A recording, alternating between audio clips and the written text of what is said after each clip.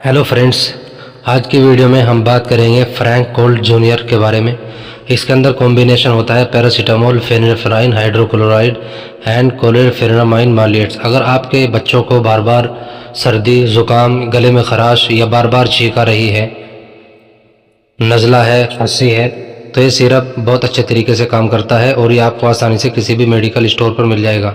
लेकिन याद रहे, डॉक्टर की सलाह के बगैर बिल्कुल भी यूज़ ना करें। वीडियो पसंद आई हो तो लाइक करें, शेयर करें।